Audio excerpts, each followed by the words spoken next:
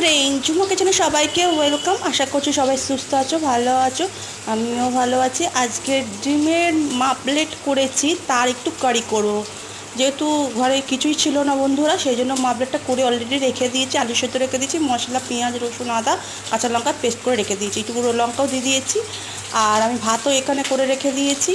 আর এখানে পেঁয়াজ দিয়েছি, তেলের মধ্যে পেঁয়াজ আর গরম মশলা গোটা দিয়েছি। তার মধ্যে মশলাটা দিয়ে দিলাম। দেওয়ার পর একটু টমেটো ছিল, টমেটোটাও আমি দিয়ে দিয়েছি। এর মধ্যে নুন হলুদ স্বাদ অনুযায়ী একটু সামান্য মিষ্টি দিয়েছি, দিয়ে ভালো করে কষে তার মধ্যে সামান্য একটু জল দিয়ে দেবো। কষা হয়ে গেলে একটু জল দিয়ে একটু আলুগুলো দিয়ে দিলাম। আলু দেওয়ার পর একটু জল দিয়ে ঢাকা দিয়ে আমি এটা সেদ্ধ করতে দিয়ে দেবো। এমনি তো অর্ধেক সেদ্ধ আছে বন্ধুরা, তাও অল্প একটু সেদ্ধ করবো। তারপর ডিমগুলো দিয়ে আমি হয়ে গেল আমার আজকে ডিমের মাপলেটের কারি। থ্যাংক ইউ বন্ধুরা, ভালো লাগলে প্লিজ শেয়ার করে দিও। হয়ে গেল আজকে আমার।